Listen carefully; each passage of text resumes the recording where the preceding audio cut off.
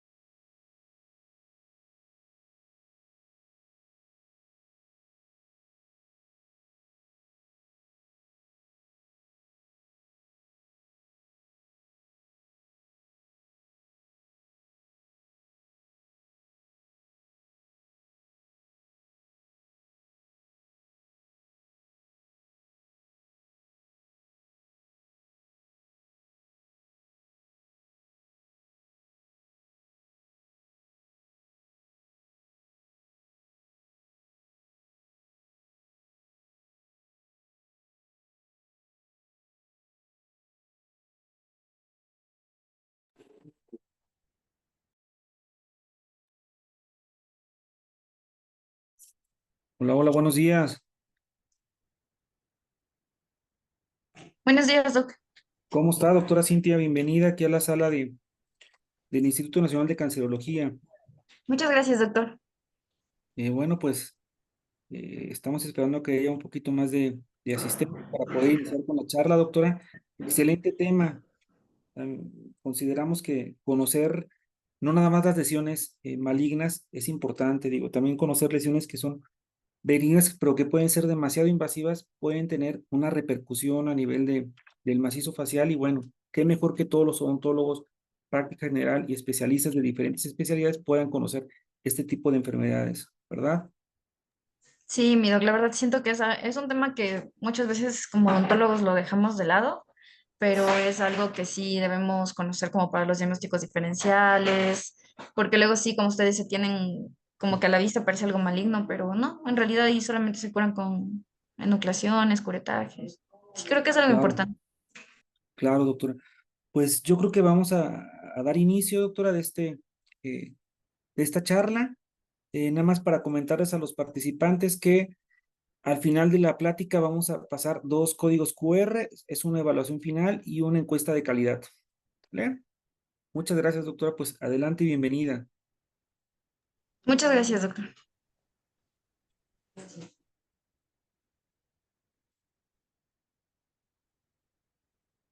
¿Empiezo ya a compartir la pantalla o esperamos? Adelante, doctora, por favor. Ok.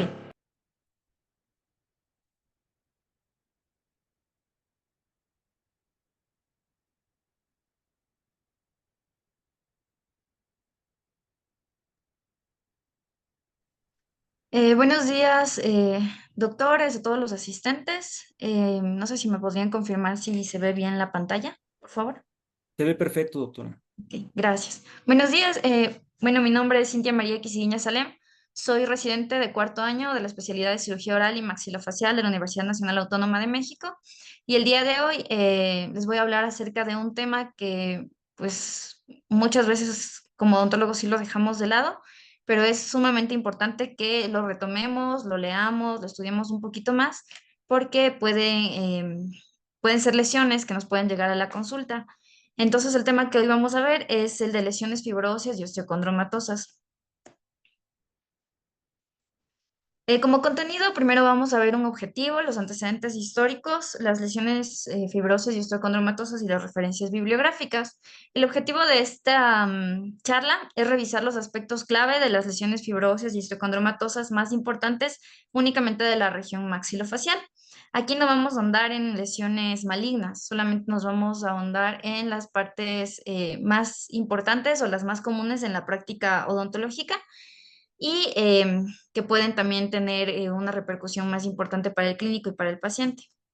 En cuanto a antecedentes, tenemos que a lo largo de muchos años se ha ido clasificando este tipo de patologías de diferentes maneras. E incluso en el 2022, que es la última clasificación de tumores de cabeza y cuello de la Organización Mundial de la Salud, se tiene una nueva clasificación en la cual posteriormente vamos a ver, pero ya se separa un tipo de patología, ya se separa en diferentes debido a los diferentes comportamientos y las diferentes etiologías que se han ido estudiando.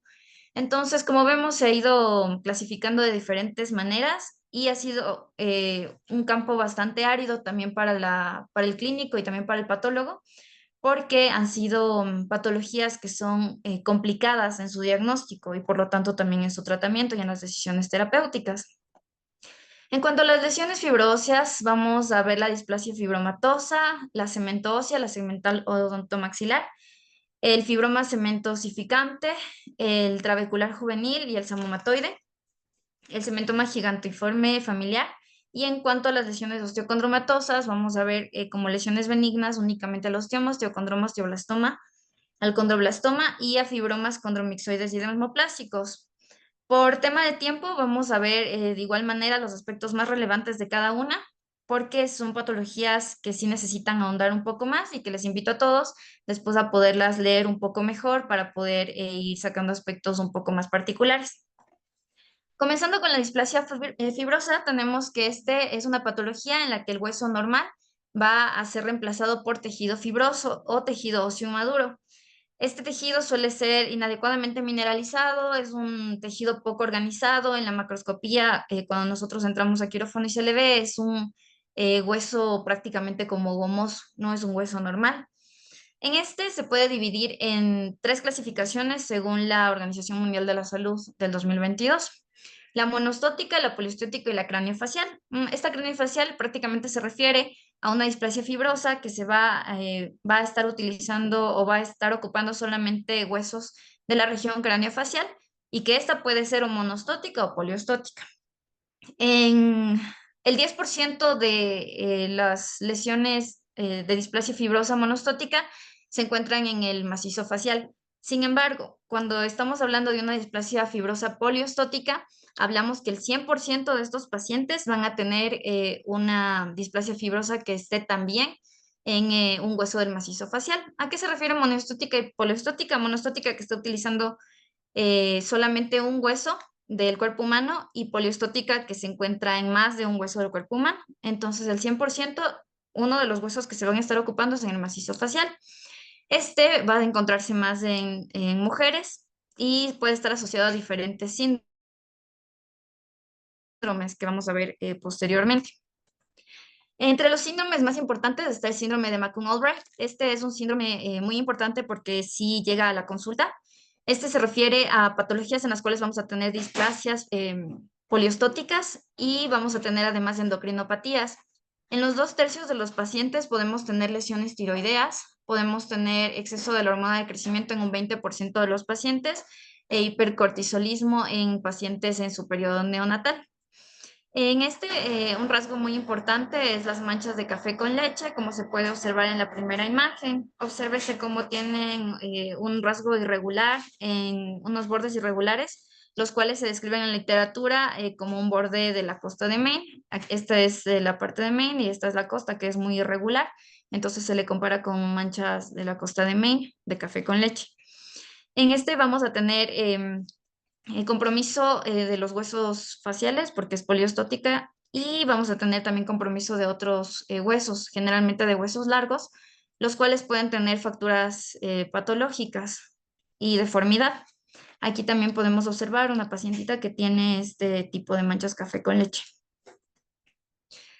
También tenemos otro síndrome, que es el síndrome de Haft-Lichtenstein. Este síndrome es bastante parecido al anterior, sin embargo, en esta no vamos a tener endocrinopatías como teníamos en el anterior síndrome. En este podemos tener una displasia fibrosa tanto monostótica como poliostótica. De igual manera, aquí se presenta un paciente con una deformidad, con una simetría facial, en la cual se observa toda la parte de la displasia fibrosa en la radiografía, un aumento de volumen en el maxilar del lado derecho y se puede observar esta característica de la costa de Maine, de las manchas café con leche. El síndrome de Wasser-Brown es otro tipo de patología en la cual, bueno, fue descrita en 1967 y en esta se encuentra una displasia fibrosa que está en los huesos largos que se encuentran de carga. Este va a encontrarse en los canales medulares de los huesos largos y además vamos a tener la característica de tener mixomas intramusculares. De este síndrome solamente existen menos de 100 casos reportados. Aquí tenemos un caso clínico en el cual se presenta un paciente con un aumento de volumen en la región del cuerpo y de la rama mandibular izquierdas, en la cual se observa esta característica radiográfica de vidrio esmerilado y pues el tratamiento que se escogió en este caso fue la excisión y el control de hemostasia y el curetaje. Aquí se observa cómo ya se encuentra pues en un proceso de cicatrización y de remodelado óseo. En cuanto a la epidemiología, tenemos que la displasia fibrosa ocupa el 7% de los tumores benignos. Este se debe a un desorden del crecimiento y la monostótica es mucho más común que la poliostótica. De hecho, ocupa el 80% de todas las displasias fibrosas. Y también nos dice el NAGAR en la clasificación del 2017 que es de 6 a 7 veces más común que la poliostótica. En cuanto a la etiología, esta se debe por una activación errónea posigótica de las mutaciones del gen NAS. Entonces, esto repercute en que la codificación de la subunidad alfa de la proteína G estimuladora se vuelva una proteína G mutada, lo cual hace que exista una producción excesiva del AMP cíclico. Y al existir esta producción excesiva va a estimular la actividad de la adenilciclasa, lo que va a llevar a que exista una proliferación de hueso medular. Sin embargo, va a ser un hueso medular anormal, va a tener fibrosis, va a haber una pérdida de la hematopoiesis, va a haber una disminución de la diferenciación de las células proliferantes del linaje osteoblástico a osteoblastos maduros, y por lo tanto este hueso va a ser un hueso atípico. La localización de esta patología se encuentra generalmente en el maxilar, aunque también se puede encontrar en otros huesos como el cigomático o en la mandíbula. Generalmente en los huesos largos la localización más común es del fémur, y también puede encontrarse en otros huesos de la base del cráneo como en el esfenoides. En las características clínicas, inicialmente los pacientes empiezan con un agrandamiento indoloro de alguna zona en la región maxilofacial con una simetría facial, y suele presentarse en las primeras 2 décadas de vida. Estos pacientes, al tener un aumento de volumen de la parte ósea, van a tener un desplazamiento dental, pueden llegar a tener maloclusión por este desplazamiento de los órganos dentales. También pueden existir casos que van a afectar senos paranasales, las órbitas o los forámenes de la base del cráneo, lo cual va a tener sus propios diferentes características clínicas que van a repercutir en pares craneales si se encuentran en base de cráneo, pueden repercutir en la falta de la agudeza visual si es que está afectando a las órbitas, o incluso si está afectando aparte del conducto auditivo en la pérdida de la audición. En cuanto a las anomalías dentales que se han reportado en estos casos, en la primera imagen vamos a observar cómo por el aumento de volumen los pacientes tienen un desplazamiento de los órganos dentales y por lo tanto maloclusión.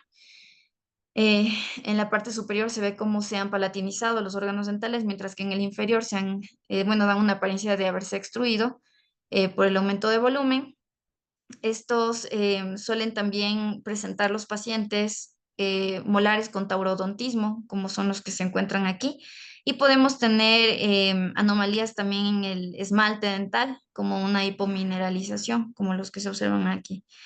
En cuanto a la sensibilidad, también se puede encontrar un poco afectada porque esta va a desplazar el nervio dentario inferior. Esto ya puede ocurrir cuando ya son bastante grandes porque solamente desplazan el foramen, y podemos tener una pérdida también de la sensibilidad dental porque van a tener una reabsorción de los órganos dentales adyacentes a esta patología, como se puede observar en esta imagen. En cuanto a las características imagenológicas, de manera temprana, los pacientes van a tener imágenes radiográficas con zonas radiolúcidas, que posteriormente estas van a ir mineralizándose y van a ir volviéndose escleróticas, dando un patrón muy común en este tipo de patologías que se denomina el patrón de vidrio esmerilado. Este suele tener los bordes mal definidos, puede tener estrechamiento del desmorrizodonto y la afectación de la lámina dura alrededor de los dientes. En este artículo, en el cual nos mencionan los hallazgos por imagen, nos dan varias fotografías en las cuales se puede observar lo que vimos con anterioridad, estos patrones de vidrio esmerilado, eh, cómo pueden estar ocupando varios huesos o las exostosis óseas, las cuales pueden no respetar las corticales y pueden encontrarse erosionadas por la mala calidad de hueso. En cuanto a la macroscopía, este es un hueso gomoso, es un hueso compresible, es un hueso bastante atípico, el cual solamente con el escalpelo uno puede llegar a incidirlo y va a suceder la osteotomía solamente con un bisturí. Entonces es un hueso bastante atípico. Puede ser arenoso al corte y puede tener una imagen tanto blanquecina como grisácea. En cuanto a la histopatología, es un tejido fibroso, el cual va a tener células fibroblásticas y raras figuras mitóticas, mientras que en este estroma fibroso vamos a tener algunas lagunas de tejido óseo que van a tener trabéculas irregulares de hueso inmaduro sin borde osteoblástico. Suelen tener unas formas curvilíneas, las cuales se les denomina en la histología como letras chinas. Estos pueden estar fusionados con un hueso normal y solamente en huesos craniofaciales luego se puede ver que también se van a encontrar más maduros y pueden llegar a ser un hueso lamelar. También se puede encontrar en estos tejido cartilaginoso, puede encontrarse cartílago hialino para ser más específicos, y puede aquí ya denominarse displasia fibrocartilaginosa. En cuanto al tratamiento, es súper importante que se maneje de manera interdisciplinaria, porque este tipo de patologías tienen mucho que ver, como vimos en varios síndromes, con endocrinopatías. Puede estar aumentada la hormona del crecimiento. Entonces es necesario acudir con un endocrinólogo para que se pueda revisar todo este perfil y pueda corregirse esta parte. Si es que no se corrige esta parte, prácticamente lo que nosotros realicemos en la parte del macizo facial va a ser inútil. Cuando esto se torna doloroso, se ha podido tratar con bifosfonatos para que ayuden a inhibir la actividad osteoclástica, que también se ha visto aumentada en este tipo de patologías. Sin embargo, solamente nos ayuda como en la parte del dolor, según reportes. En un cirujano maxilofacial lo que hace aquí en la parte del macizo facial es un recontorneado. Sin embargo, es importante saber que esto va a recidivar. La displasia fibrosa generalmente se vuelve estable cuando el paciente ya ha pasado su etapa de crecimiento o se vuelve de más lento desarrollo. Entonces, en estudios se ha visto que si uno en la etapa de la niñez de una persona interviene a estos pacientes, puede llegar a ser muy mórbido, puede llegar a ser prácticamente inútil. Sin embargo, sí es algo que sopesar en la balanza cuando es una asimetría bastante pronunciada que puede tener alguna repercusión en la parte social del paciente. Hay que saber también que en estos pacientes va a recidivar hasta que el paciente vaya a tener su maduración esquelética terminada prácticamente. El recontorneado suele tener una tasa de recidiva del 82% y cuando ya se realizan resecciones óseas suele tener una recidiva del 45%, que son, la verdad, estadísticas bastante altas. En cuanto a los factores predictivos, la mayoría de las lesiones se van a estabilizar, hay que esperar, y el recontorneado puede llegar a ser adecuado sopesando la parte de la recidiva. Si se ha podido evidenciar transformación a un tumor maligno, sin embargo, es bastante raro. La siguiente patología que vamos a ver es la displasia cemento ósea. Esta es una lesión no neoplásica que va a estar afectando a regiones aledañas a los dientes. Esta displasia cemento ósea se encuentra generalmente en mujeres afroamericanas, aunque también se ha visto en pacientes asiáticos y en pacientes caucásicos. Esta se encuentra o es diagnosticada generalmente en la edad media, en la segunda, tercera década de vida de las pacientes mujeres, y es la lesión benigna fibrosa más común tanto en el maxilar como en la mandíbula. Esta displasia puede tener tres diferentes variables: la focal, la periapical y la florida. Es importante tener en esto en mente para no perdernos. Esta displasia prácticamente se diferencia en estas variantes por su localización, aunque la florida puede ser un poco más agresiva. La focal prácticamente se refiere a que se encuentra en un solo diente. Los dientes generalmente son dientes mandibulares posteriores. La periapical se encuentra en los dientes mandibulares anteriores y la florida va a estar ocupando más de dos cuadrantes. Esta florida, en la nueva clasificación del 2022, se ha determinado como otra variante, como una cuarta variante a la florida familiar. Sin embargo, generalmente en otros textos lo van a encontrar como una parte de la florida. Empezando con la displasia cementosa focal, recordemos que esta entonces solamente va a estar ocupando a un diente, generalmente molares posteriores, y se encuentra, como vimos en un inicio, de manera general, todas las displasias cementosas en mujeres. El 90% está en mujeres, se suele diagnosticar a los 41 años, aunque puede estar hasta la sexta década de vida diagnosticada, y suele medir menos de un 1,5 centímetros. Esta displasia suele ser asintomática. En general, suele diagnosticarse por un hallazgo radiográfico. Las características clínicas, primero, como odontólogos, vamos en un estadio temprano, probablemente veamos una imagen radiolúcida. Entonces, siempre debemos aquí valorar que los dientes se encuentren vitales. Si los dientes se encuentran vitales, podemos tal vez sospechar en un tipo de displasia cementosa focal. También se encontraron en áreas de déntulas porque pudo haber ocurrido o empezarse a formar antes de una extracción dental. Entonces, también puede ocurrir en un paciente déntulo. Estos generalmente no suelen expandir las corticales, simplemente se encuentran como un hallazgo radiográfico, son asintomáticas, pero si llegan a infectarse, sí suelen ser molestosas. En cuanto a los hallazgos radiográficos, como comentamos, en un inicio se va a encontrar solamente una lesión radiolúcida.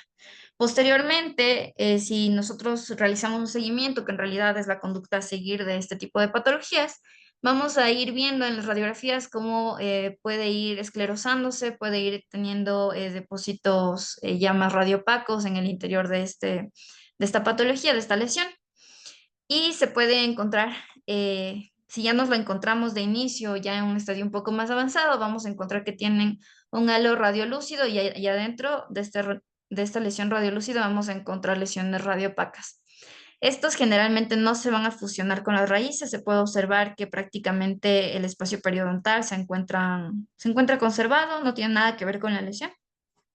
Entonces también esto nos puede ayudar para poder realizar ya nuestros diagnósticos diferenciales. En cuanto a la histopatología, prácticamente las tres son iguales. Van a tener el estroma fibroso con áreas de colágeno, un estroma que va a estar bastante desorganizado, estructuras mineralizadas, van a tener bordes osteoblásticos que generalmente no suelen encontrarse, pero sí pueden encontrarse, van a tener mucha vascularidad, no son encapsulados. Y en la displasia florida vamos a encontrar masas escleróticas densas hipocelulares con inflamación si es que se infectó y puede también tener una degeneración quística, por lo tanto dando cambios quísticos en el histopatológico. La segunda displasia cementósea que vamos a ver es la periapical. Recordemos, como mencionamos, se encuentra generalmente en la parte anterior, en los dientes anteriores mandibulares, como muestra la imagen, y de igual manera, más en mujeres afroamericanas, con un 70% de incidencia en este grupo. Esta generalmente está diagnosticada en la cuarta década de vida y tiene mucha predilección con el sexo femenino, de 10 a 1 con respecto al masculino. En cuanto a las características radiográficas, tenemos ya el involucro de varios órganos dentales, no como en la focal que solo era uno, en este sí vamos a tener de varios órganos dentales. Y como podemos observar, de igual manera, en el ápice de los órganos dentales tenemos unas áreas radiolúcidas. Estas áreas radiolúcidas nos darían pensar probablemente de un quiste periapical, de un quiste inflamatorio.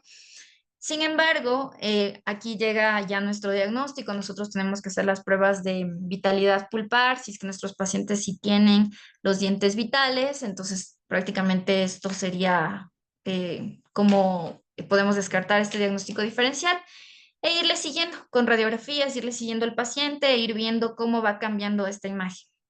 Si nosotros seguimos, podemos observar cómo después ya empieza a tener una mineralización en la parte central y posteriormente de igual manera se vuelve más esclerótico. Esto igual, como podemos observar, aunque se encuentre radiopaco, respetan el ligamento periodontal y pues estas lesiones de igual manera no expanden, no vamos a tener una asimetría facial. Sin embargo, en la displasia cementósea florida, esta es una displasia ya un poquito más agresiva. Esta sí puede hacer que los pacientes tengan una expansión, no como las dos previas que vimos. Entonces pueden tener y presentarse con una simetría facial. Estos pacientes generalmente se diagnostican cuando tienen una edad mediana, en adultos mayores, prácticamente en la tercera o cuarta década de vida y puede encontrarse de una manera bilateral porque va a estar ocupando más de un cuadrante. Puede ser asintomático o no y puede también generar una exposición de un hueso avascular, como se puede observar en esta imagen. El 90% de los pacientes se encuentran, son mujeres afrodescendientes. En las características radiográficas, de igual manera, vamos a tener varias lesiones multifocales radiopacas, las cuales van a estar en diferentes cuadrantes de, el maxilar o de la mandíbula. Se puede observar que aquí prácticamente está ocupando los dos mandibulares y probablemente también el segundo cuadrante. En esta se puede observar que el ligamento periodontal, el espacio del ligamento periodontal se encuentra intacto, como se observó en las previas. Sin embargo, también es importante decir que cuando estas ya maduran mucho, ya han crecido mucho, pueden llegar a fusionarse igual con los órganos dentales. La displasia cemento-ósea florida es un poco más complicada de diagnosticar debido a que puede tener hallazgos radiográficos un poquito más parecidos a otro tipo de patologías de los cuales vamos a hablar posteriormente. Entonces, sí se podría biopsiar, en especial cuando los pacientes tienen algún tipo de dolor, se puede biopsiar para poder descartar alguna otra patología y se debe distinguir de un fibroma osificante. En cuanto al pronóstico, los factores predictivos, no necesitan un tratamiento de igual manera, pero sí se deben monitorear. En especial porque estos pueden causar osteonecrosis, como se observó en una de las imágenes que pasamos. Pueden causar osteomielitis, infección, puede ser ya un problema para el paciente. Generalmente solamente se opera si es que el paciente tiene síntomas. Aquí ya se puede realizar algún tratamiento para la osteomielitis, una sauserización. Y en estos pacientes no se debe implantar, aunque el paciente venga y ya estemos sospechando de algún tipo de displasia cementosa, cualquiera que fuere, no se debe implantar, en especial en esta florida porque el hueso suele estar prácticamente necrótico. El sarcoma sí se puede presentar como posteriormente a este tipo de patología, sin embargo es bastante rara esta transformación. En cuanto a la displasia segmental odontomaxilar, tenemos que esta es una nueva patología que de igual manera fue ya descrita como una patología aparte o nueva en la clasificación del 2022, aunque previamente ya habían reportes de que era una entidad nueva. Este es una patología la cual es del desarrollo, es unilateral, no es hereditaria, y esta se caracteriza por un aumento de volumen en la región de maxilar, únicamente en un lado, no pasa la línea media. Esta puede también acompañarse de diferentes lesiones cutáneas y la causa prácticamente es desconocida y faltan muchos estudios de esta patología porque es bastante rara y se ha dicho en la literatura que puede ser por un trauma prenatal, por anormalidades endocrinas, por una infección previa. Esta se suele confundir con la displasia fibrosa o con una hiperplasia hemifacial. En cuanto a las características clínicas, generalmente se descubre en la infancia, es asintomática, simplemente hay un agrandamiento unilateral del maxilar, los pacientes pueden quejarse de una maloclusión, de una asimetría y debido a este agrandamiento del maxilar puede también existir una falta de los premolares, pero no porque tenga agenesia el paciente, sino porque suelen estar retenidos. Entonces, aquí también hace falta realizar un estudio imagenológico. En cuanto a las características dentales, se ha encontrado que los dientes pueden tener hipoplasia o defectos adamantinos. En cuanto a las características cutáneas, los pacientes pueden encontrarse en el mismo lado de la lesión, con hipertricosis, hiper o hipopigmentación, eritemas o también con una hendidura labial. En cuanto a las características radiográficas, esta tiene un patrón bastante particular en la cual se puede observar como pinceladas, nos dice la literatura, que son trabéculas gruesas verticales, como las que se observan aquí. En se puede observar, por ejemplo, como todavía tenemos aquí la retención de órganos dentales, no han exfoliado los deciduos a pesar de que ya no tienen raíces. Entonces, estos pacientes generalmente tienen trastornos de la erupción. El seno maxilar se puede ver más pequeño, como se observa en la radiografía izquierda, que esta displasia ha ido empujando el piso del seno maxilar izquierdo y por lo tanto el volumen del seno maxilar ha ido disminuyendo. En cuanto a las características histológicas, vamos a tener de tejidos blandos en los cuales se puede encontrar fibrosis, de tejidos duros en los cuales van a haber trabéculas irregulares con una apariencia como tejida y van a haber líneas de reposo e inversión. No existe una actividad osteoblástica o osteoclástica significativa y en los dientes deciduos vamos a encontrar túbulos dentinarios irregulares. La capa odontoblástica es deficiente y podemos encontrar reabsorciones externas radiculares. En cuanto al pronóstico, este suele ir creciendo conforme el paciente va creciendo. Sin embargo, como el paciente es diagnosticado en la infancia, mientras él va creciendo, ya tiene su pico de crecimiento, ya suele también estabilizarse esta patología. Ya cuando se estabiliza, podemos recurrir nosotros probablemente a una cirugía cosmética en la cual simplemente vamos a realizar un remodelado óseo y generalmente esta no recidiva.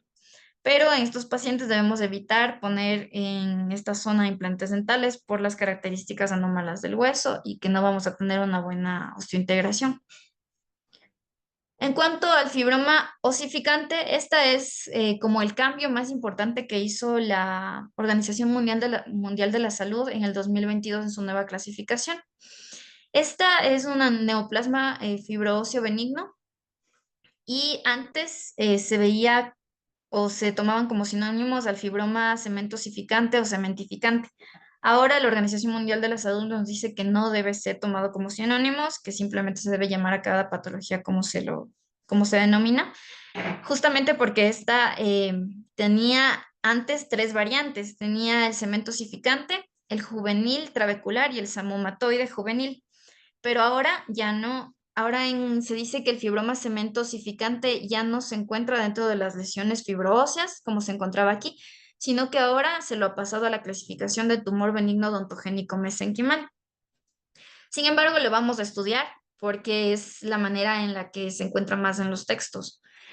Antes también se decía que se podía clasificar al fibroma osificante juvenil como trabecular y samomatoide. Sin embargo, ahora de igual manera, la OMS nos menciona que es un error denominarle juvenil al samomatoide, porque este se puede encontrar hasta los 72 años, existen reportes. Sin embargo, el trabecular sí se ha mantenido como juvenil.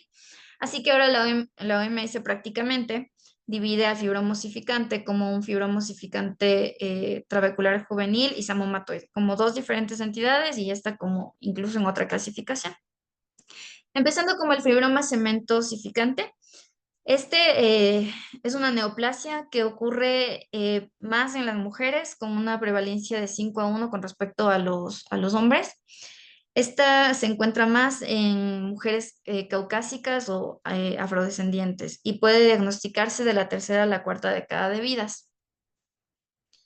Este fibroma suele tener una predilección de sitios entre los premolares y los molares mandibulares y se presenta como una expansión indolora, de lento crecimiento, solitaria. A veces puede llegar a ser múltiple, pero es bastante raro y puede encontrarse en pacientes que tengan hiperparatiroidismo, siendo parte del síndrome del tumor mandibular del hiperparatiroidismo, generalmente en un 30%. Aquí tenemos una imagen clínica en la cual se puede observar un aumento de volumen en la región del maxilar derecha. Y en cuanto a las características imagenológicas, esta lesión suele encontrarse de igual manera como en diferentes estadios. Primero, puede encontrarse como una radiolucidez, la cual se encuentra con el tiempo va a encontrarse mineralizándose en la parte más interna y va a tener radiopacidades. Aquí tenemos una tomografía, de igual manera se puede observar cómo existe una zona isodensa con respecto a los tejidos blandos en la parte más interna y también como si empieza a comprometer las corticales. Esta neoplasia puede comprometerlas por la expansión y generalmente pues no la respeta. En el transquirúrgico se suelen encontrar los maxilares con las corticales prácticamente destrozadas muchas veces. En cuanto a la patogénesis, en realidad es algo que todavía se encuentra como en estudio. Sin embargo, se menciona que se ha observado mutaciones que inactivan el gen supresor de tumores y el CDC73 también se encuentra mutado. Este codifica la parafibronina y la actividad antiproliferativa al interactuar con la ciclina D1. Estas modificaciones, mutaciones son esporádicas, son al azar y no son hereditarias. En cuanto a la macroscopía, este suele encontrarse bien definido, la disección es bastante fácil, Puede encontrarse como una sola pieza o como fragmentos grandes y suele ser de un color amarillento, arenoso y es bastante sangrante cuando uno está realizando la disección. En cuanto a la histopatología, es un tumor encapsulado, tiene un estroma hipercelular fibroblástico con fibras de colágeno y vasos sanguíneos y se pueden encontrar en el interior de este estroma estructuras calcificadas, los cuales corresponden a osteoide o hueso y también pueden ser con un aspecto parecido al cemento. El tratamiento es la enucleación y el curetaje. Generalmente estos no recurren. Si su tratamiento, si su tamaño ya ha sido bastante importante, se puede hacer una resección. Sin embargo, pues sabemos que la resección es un tratamiento que involucra luego eh, tratamientos reconstructivos mucho más complicados, entonces sí tratamos de ser más conservadores en este tipo de lesiones que no recidivan. Y solamente existe un caso en el cual sí se ha visto una transformación maligna. El siguiente fibroma osificante es el fibroma osificante trabecular juvenil. Este ya está dentro de las lesiones fibroóseas y en este tenemos una predilección, o sea, no tenemos predilección por el sexo ni femenino ni masculino, se encuentra en una relación de 1 a 1 y este ocurre prácticamente en las edades, es diagnosticado de los 8,5 a los 12 años de edad.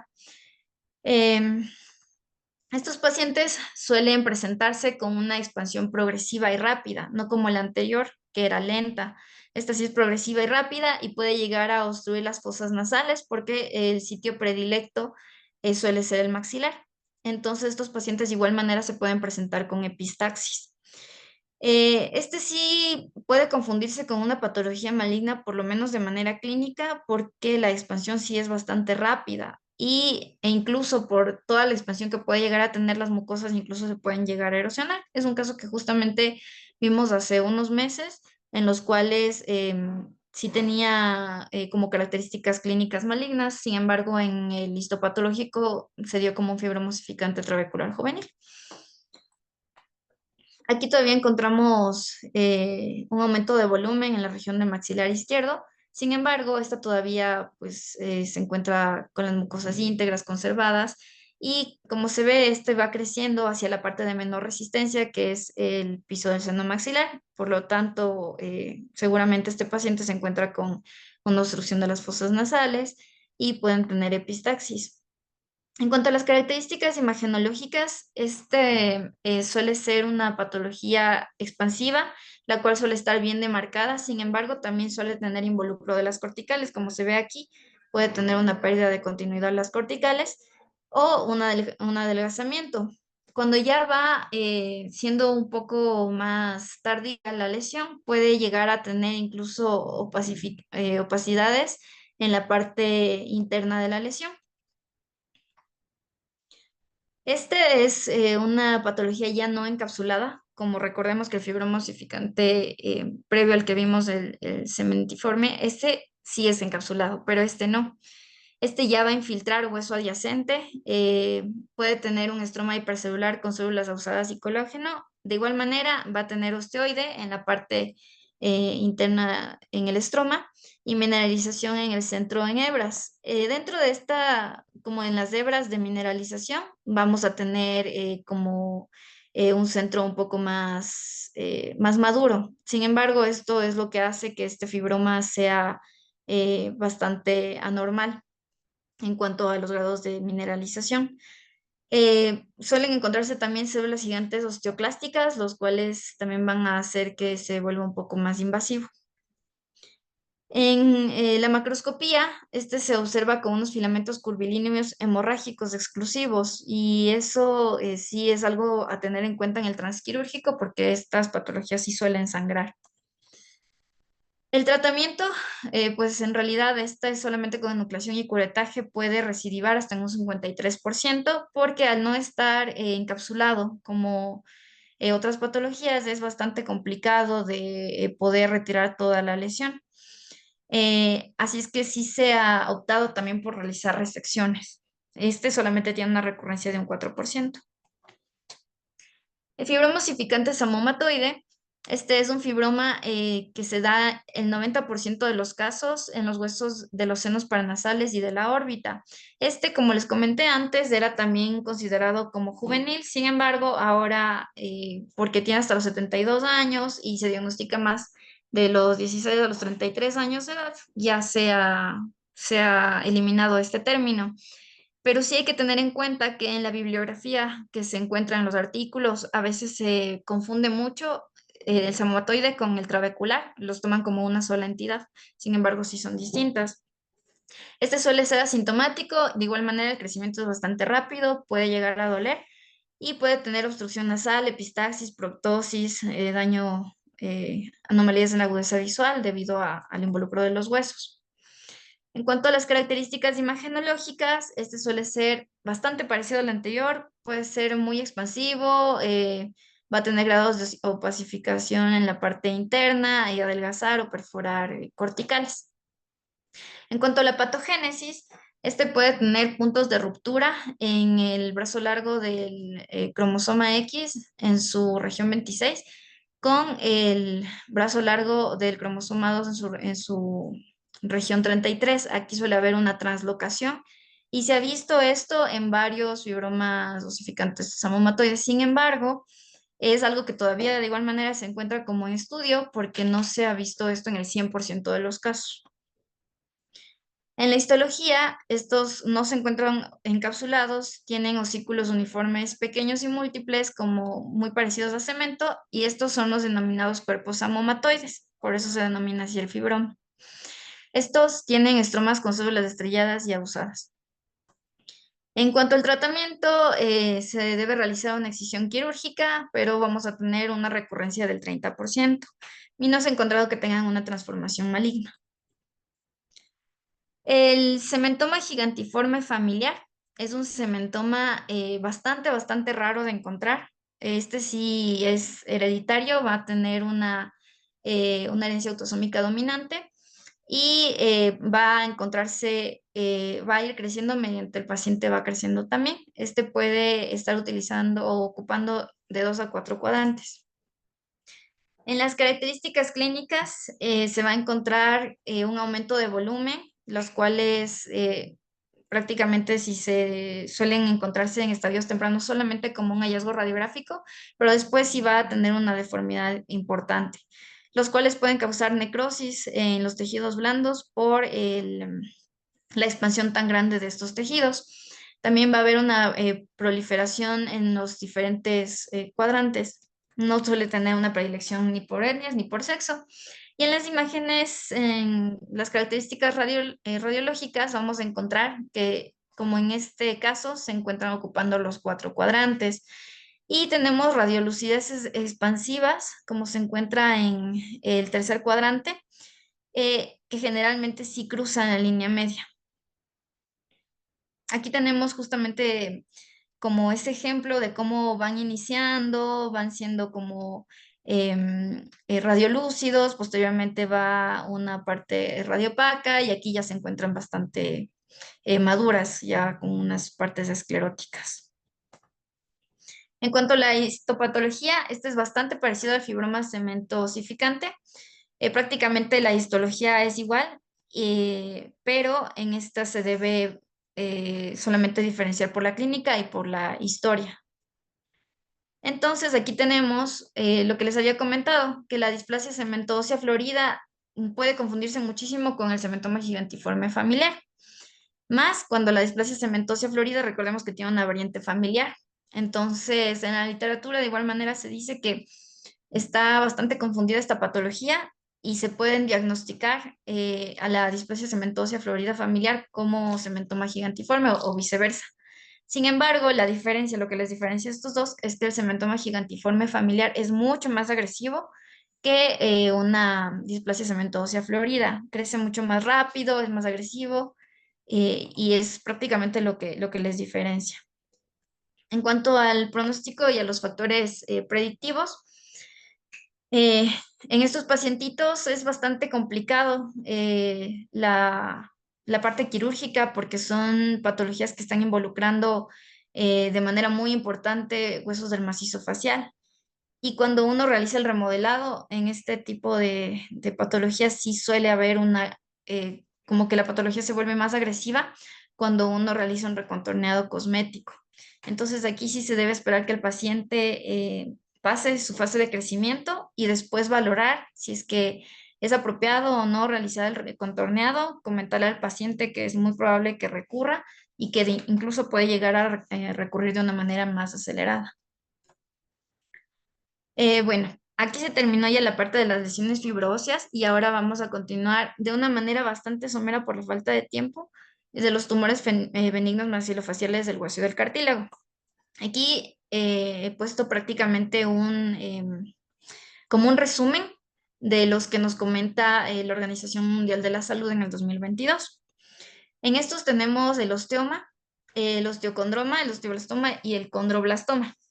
Estas son entidades que de igual manera se pueden llegar a confundir unas con otras y tienen como diferentes particularidades para poderlas distinguir. Así tenemos que el osteoma es una neoplasia en la cual vamos a encontrar hueso maduro, neoformado. Entonces, este suele ocurrir más en la región del macizo facial, en la mandíbula y en la parte de los huesos de los senos paranasales. Se encuentra de igual manera en los hombres como en las mujeres y se suele diagnosticar de la tercera a la quinta década de vida. Recordemos que el osteoma es una característica bastante importante del síndrome de Gardner. Este es un pacientito con este síndrome en el cual se puede observar la asimetría facial que tiene a expensas de la región del tercio medio e inferior facial del lado derecho. Se puede observar un aumento de volumen y en los hallazgos radiográficos se puede observar estas lesiones.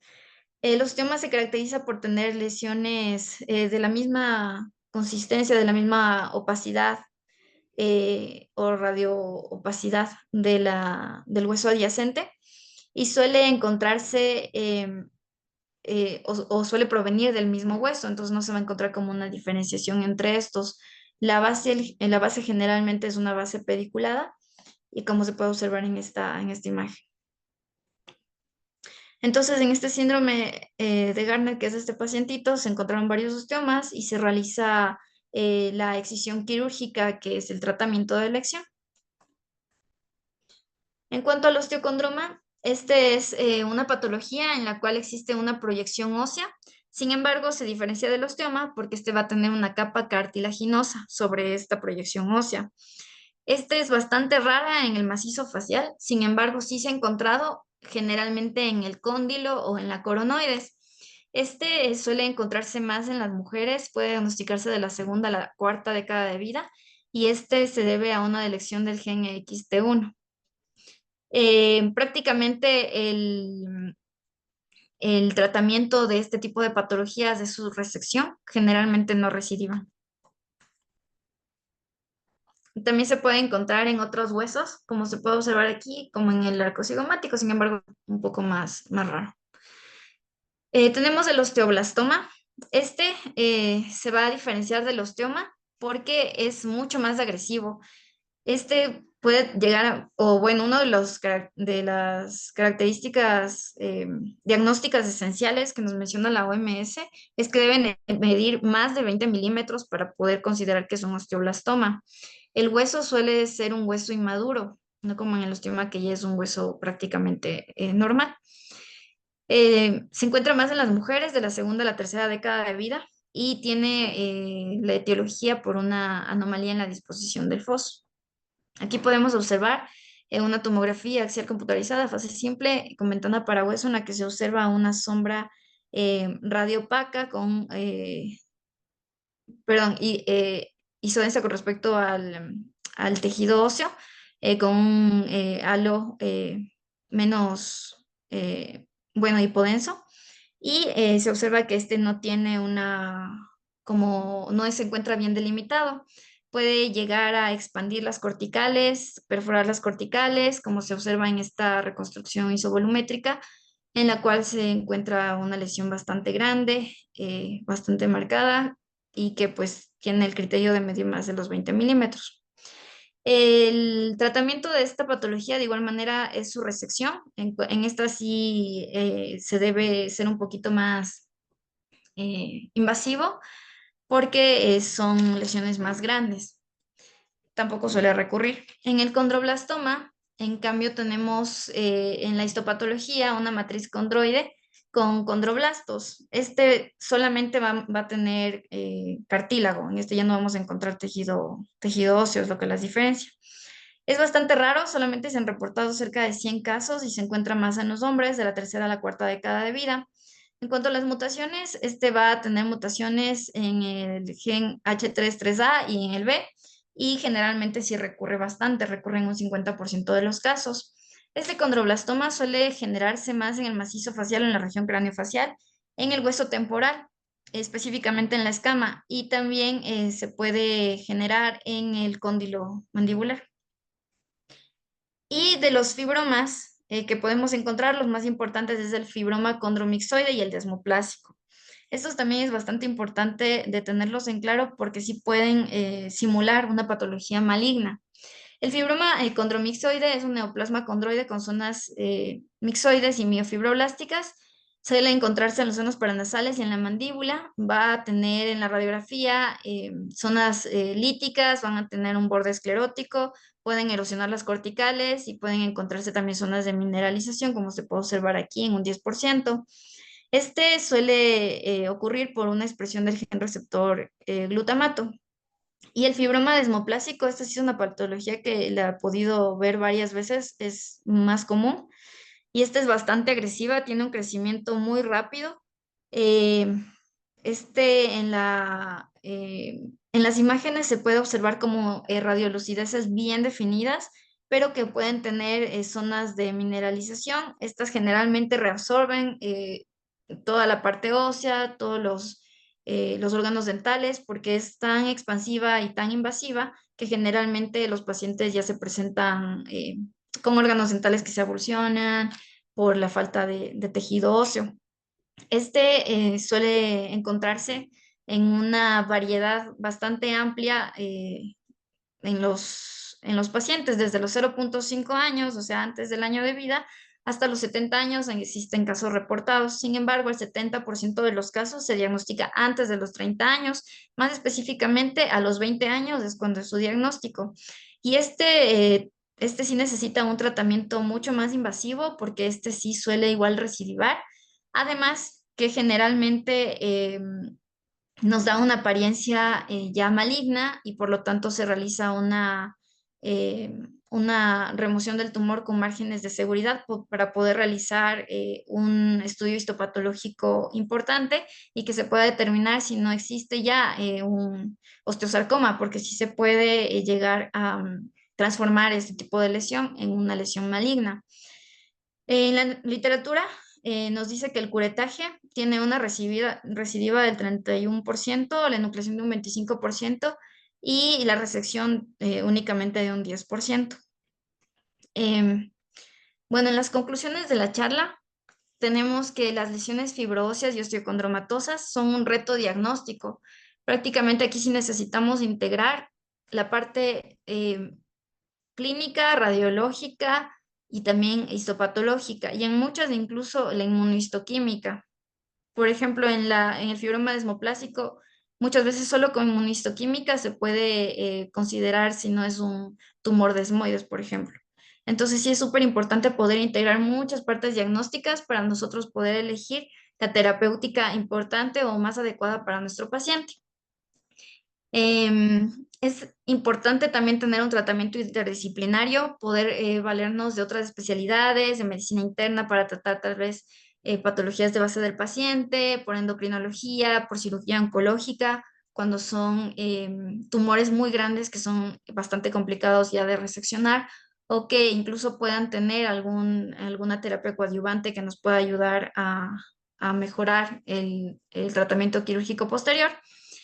Y debemos saber este tipo de patologías porque el ojo solo ve lo que la mente conoce. Entonces es importante también no dejar de lado estas patologías que sí siento que son patologías que uno no las estudia tan a fondo como tal vez quistes o tumores odontogénicos, que son mucho más estudiados y que estas muchas veces se las deja de lado. Entonces, sí les invito a todos a que nos empapemos un poquito más de esto para no hacer procedimientos que los pacientes no requieren, muchas veces en patologías que solamente necesitan su observación. Y algo que me llevé de un doctor, del doctor Gómez de aquí del INCA, que siempre pues se encuentra bien plasmada en mi mente, es que lo raro es raro. Entonces, que uno siempre tiene que pensar en lo más común.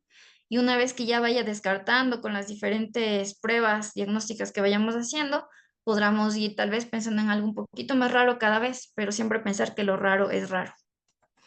Estas son las diferentes referencias radiográficas en las que me basé para la presentación y les agradezco mucho a todos por la atención. Doctora Cintia, muchísimas gracias por compartir este tema tan interesante con todos nosotros. Me gustaría saber si alguien de los participantes tiene alguna pregunta, alguna duda. Yo tengo una, doctora. ¿Qué probabilidades hay con este tipo de pacientes de utilizar tratamientos de ortodoncia o alineadores? Justamente se ha visto que luego los pacientitos recidivan, por ejemplo, en las displasias. Sí se ve que en la displasia fibrosa, por ejemplo, se ve que los pacientes pueden llegar a recidivar porque es una patología que al final es muy cambiante. Sin embargo, sí existe justamente un artículo en el cual ellos mencionan, pero sí mencionan que es de manera anecdótica, que a ellos les ha ido bastante bien con ortodoncia, poniendo los retenedores posteriormente y que eso no tiene mayores cambios oclusales. Pero como en la literatura sí se menciona que hay que tener un poco más de cuidado en estos pacientes porque también puede llegar a demorarse mucho más el tratamiento ortodóntico por la calidad del hueso. Doctora, y si queremos hacer una rehabilitación protésica con una prótesis removible, ¿hay alguna contraindicación de que esta presión que existe a nivel del hueso puede haber una regeneración, la no correcta o que hay una recidiva de la lesión? No, depende de la patología, pero por ejemplo en displasias fibrosas no, pero sí habría que decir al paciente que le va a tocar realizar diferentes adaptaciones a su prótesis porque pues va a ser muy cambiante. Sin embargo, en otras como la Florida, que vimos que es mucho más agresiva y puede incluso se suele exponer prácticamente solo. Entonces, si tenemos tal vez ahí incluso una presión, aparte de lo que normalmente ya se suele exponer la osteomielitis, yo creería que es mejor en esos pacientitos evitar y mejor tener medidas preventivas de caries, que no vayan a perder sus órganos dentales, porque incluso no se pueden ellos poner implantes. Entonces sí es Claro. más complicado. Ok, doctora. ¿Alguien más tiene alguna duda que nos pueda compartir aquí en el chat?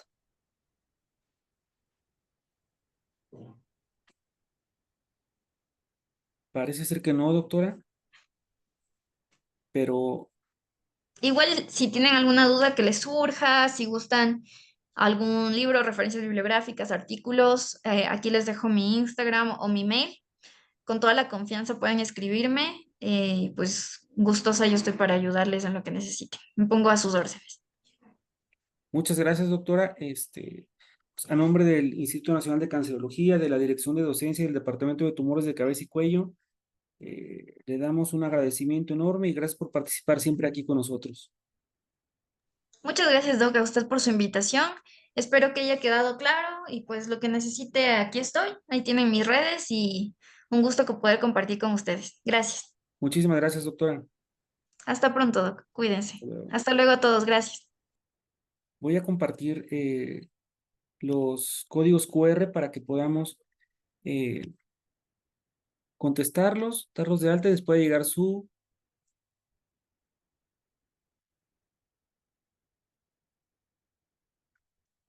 reconocimiento. Muchísimas gracias, Doc. Le agradezco mucho el reconocimiento. Cuídese, doctora, que esté muy bien. Hasta De luego. igual manera, hasta luego, Doc. Gracias. Hasta luego con todos. Es una evaluación final y una encuesta de calidad.